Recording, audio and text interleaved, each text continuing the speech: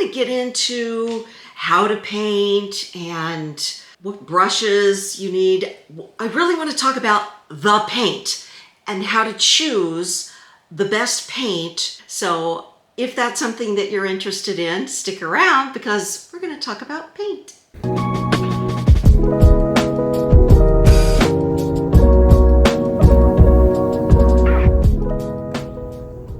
So if you've been following along, you know that I have mentioned a remodel, and we have been doing this remodel for the last month. So needless to say, we've done a lot of it ourselves. The remodel is of our bedroom, and we never did anything to that room. Hang on. Sorry about that. She does not like delivery people. Okay, so we decided we were going to remodel this bedroom that we have never touched. We've done a lot to the rest of the house, but we never did anything to the bedroom. I learned a lot about paint. The last time we did any painting was about 3 years ago, and I had it done. And so this time, because we were doing everything ourselves, I decided I was going to learn more about paint and figure out, what was the best paint. Now, last time we did use Sherwin-Williams paint, and I did use Sherwin-Williams paint again this time, and I'll tell you why. If you are painting with cheap paint, number one, it takes more paint. You're going to do 2 or 3 coats. Number two, it doesn't wear as well. It'll fade, it'll get chipped, it'll just not wear as nicely as a good quality paint. Good paint is not cheap, but 3 times this paint is not cheap either. The first thing you need to know is that if this paint is going on drywall, that means you must prime it first. If you have a light colored paint on your walls and you are going to be painting over that paint with the same color or even a darker color, you may not have to prime it because it's not trying to hide anything.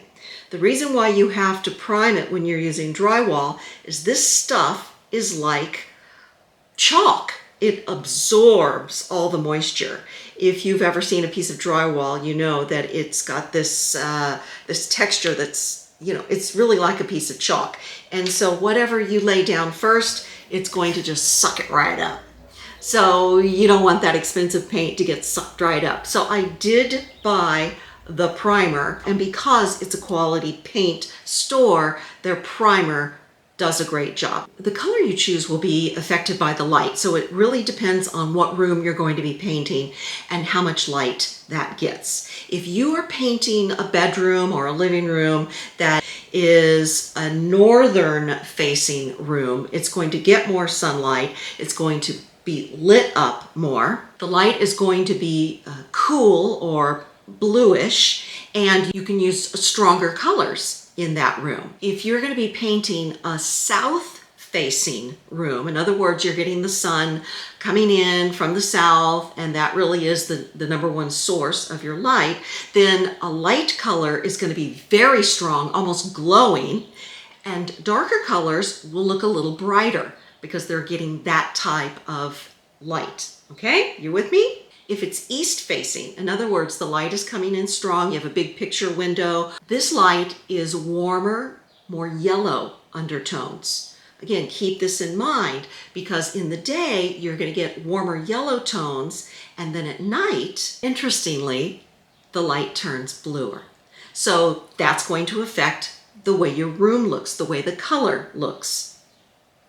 And finally, if it's a west-facing room, again, the light's coming in from the west, this can make darker colors look very dull. And in the evening, the light is going to be warm. Remember, rises in the east, sets in the west. So you're going to get warmer, richer light in the evening. But during the day, because the light is on the other side of the house, it may look a little dull, depending on the room it's going in. If it's a bedroom, you're probably not in there during the day anyway, so it doesn't really matter. But those are just some basics to remember when you're picking the color. Now, what I learned a lot about was the sheen. The sheen means how much light is reflecting off of this paint. But as long as you know the basics and what room it's going in, and probably the way the sun is going to be hitting it, it's going to help you. You don't want to spend a lot of money on paint and then say, oh, why did I pick that sheen?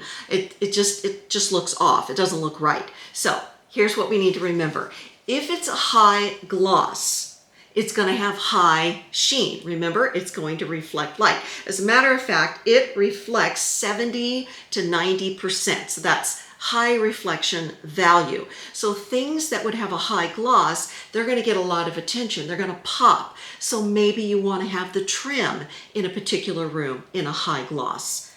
And if it's something that is really spectacular and you want to draw attention to it, some spectacular crown molding, or maybe a very unique area within a dining room, then perhaps a high gloss would be the choice you want to make. So remember, high gloss, high sheen, reflective, people are going to pay attention and notice it right off the bat. And also the thing to remember about these high glosses is that they're very durable. They're durable, you can wash them. Same thing goes for a semi-gloss, but of course the high gloss is the easiest to maintain. The downside of a high gloss is that it does not forgive. In other words, if there are flaws or bumps or anything like that, a high gloss magnifies it and draws your attention to it. So next in line would be the satin and the eggshell. And I don't know about you, but I always thought they were the same thing. They are slightly different because of the sheen. A satin will give off some reflective properties, and the satin is 26 to 40% reflective. So you are going to get a silky, velvety feel from this paint, in other words, to the eye, but it is going to have some reflection.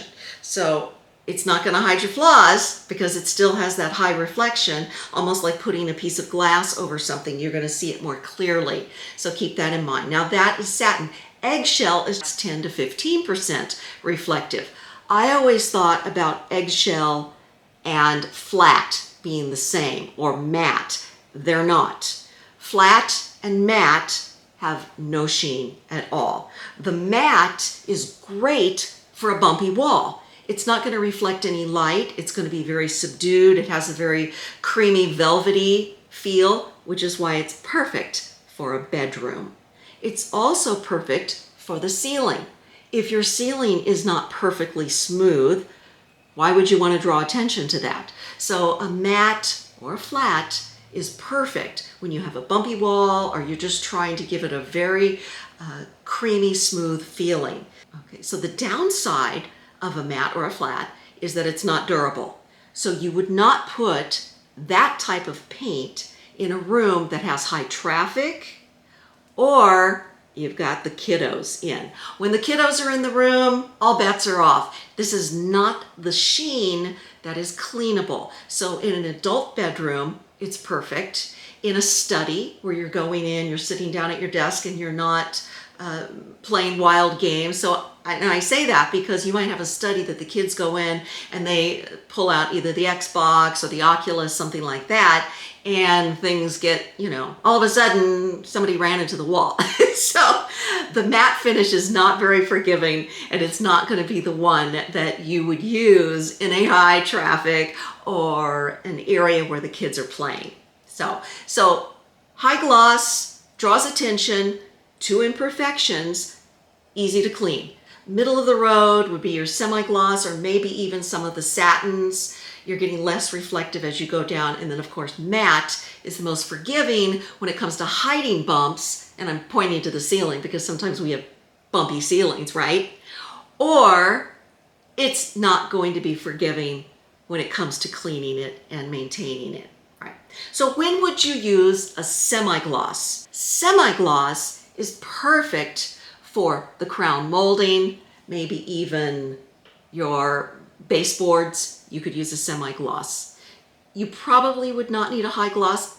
Again, if you had a very fancy crown molding or you had some very ornate work up above, then that high gloss is going to make it pop, and then it would be a perfect choice. Otherwise, a semi-gloss is fine because you're kind of getting the best of both worlds. A semi-gloss can be maintained. You can go through and wipe down the baseboards every now and then without having to repaint. Whereas a matte on your baseboards, you're going to be repainting constantly. So that's not the best choice.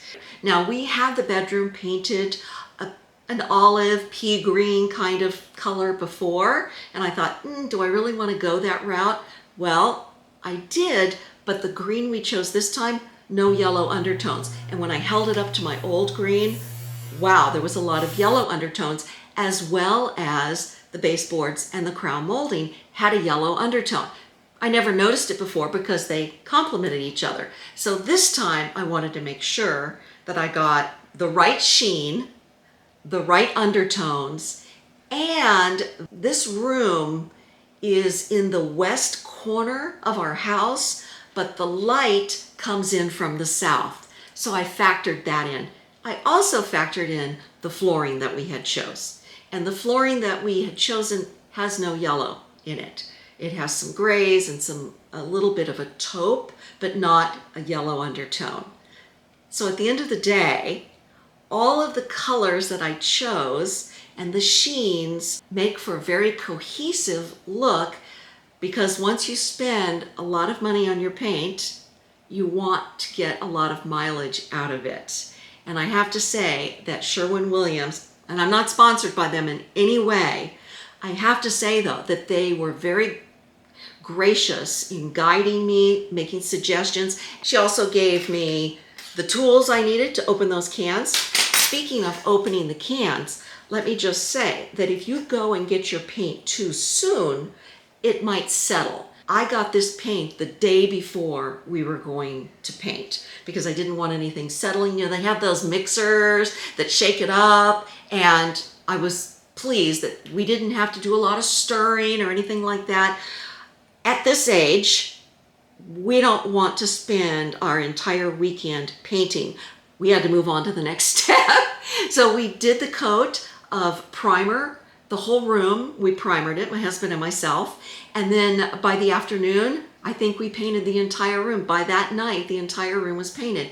And then we went ahead and did all the molding and the trim and everything else, and on to the next phase of the project, which I will be showing you in the next week or so. So sit tight, I've got more to come, but I just thought I learned so much about paint during this particular part of our remodel that maybe if you were going to paint a room, it would be something of value for you to learn about too. So I hope this has been interesting for you, and I appreciate you being here each week. If you haven't subscribed, I would love to have you.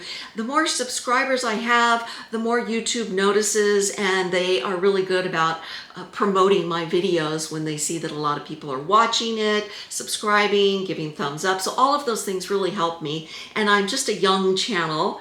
I'm glad something about me is young.